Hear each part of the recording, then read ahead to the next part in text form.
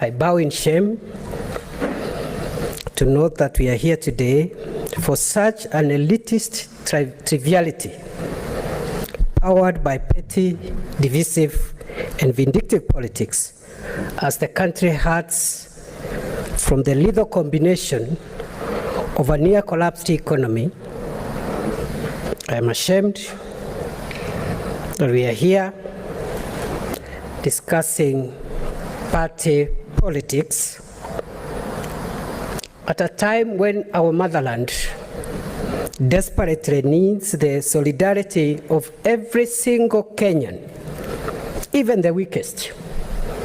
At a time when our country needs reconciliation and not hate and pettiness. What bothers me is that the constitution of our country is once more being indecently assaulted in full glare.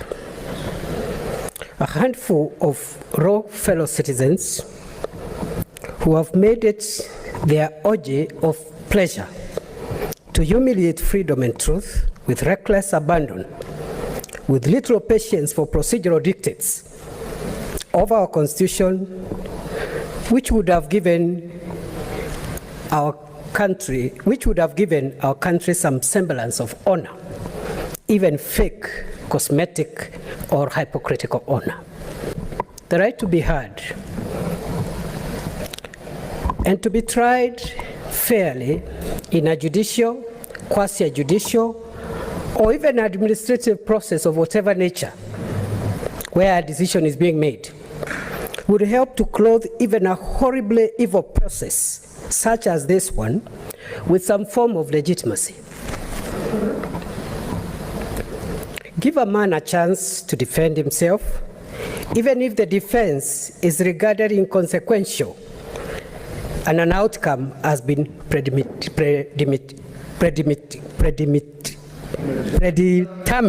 Thank you.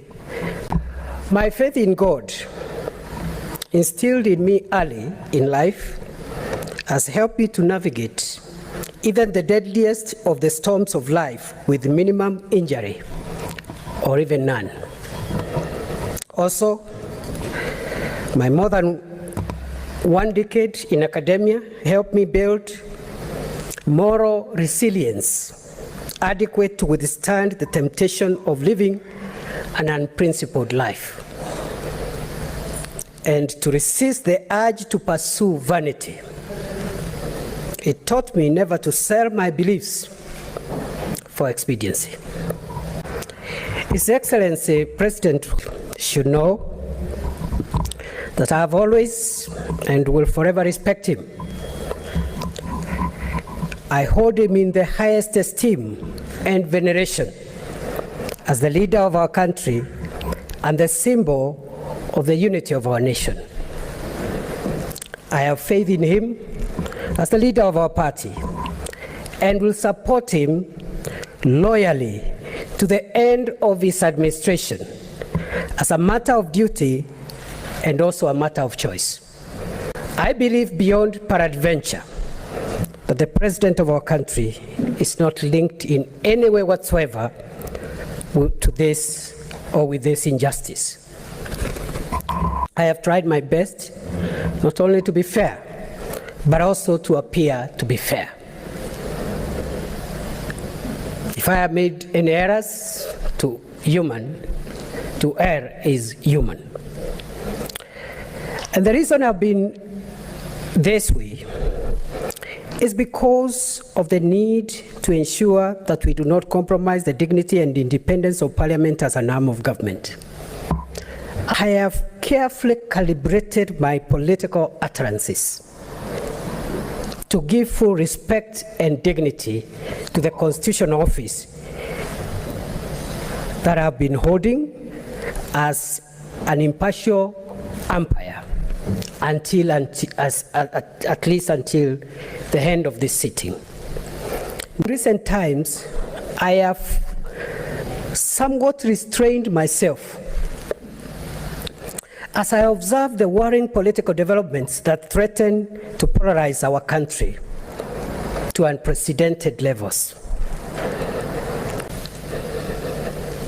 They thought I had no views to air publicly, or that fear had trumped or triumphed over me. They wrongly diagonized that I could be manipulated, cajoled, or even threatened to join them in what, in my view, is a treasonable project of destroying our beloved country. I respect their choice to be petty, but they also to know that humility is not cowardice. Neither is silence a sign of ignorance. I have lived long enough to witness even darker moments when faith in our democracy and values have been severely tested. Nevertheless, I remain optimistic of better days ahead for our nation. However dark it gets, the sun of freedom and justice shall soon shine again over Kenya. In my struggles with the powers of darkness, especially during the past 1 week, I rejoice in my tribulations. I am reminded of the wisdom of Martin Luther King Jr., never to succumb to the temptation of bitterness. And therefore, as a sign of strength, I forgive them without conditions. However, let them know, wherever they are, that victory over darkness comes to the victims,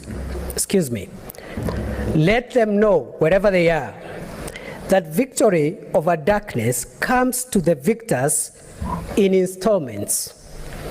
But punishment for perpetuating the works of darkness is meted out on the conspirators in one lump sum.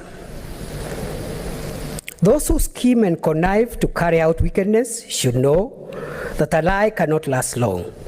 As Mahatma Gandhi stated, I shall not let anyone walk through my mind with their dirty feet, and nobody can hurt me without my permission. It took darkness for me to see the galaxy of stars strewn all over our nation who detest and abhor injustice. This has given me great hope that our nation shall rise again. Indeed, there is hope for Kenya.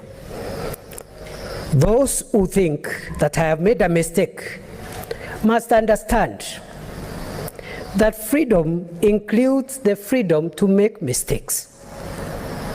Today, we must decide whether we will live in fear or we will live in freedom. I thank you. God bless Kenya.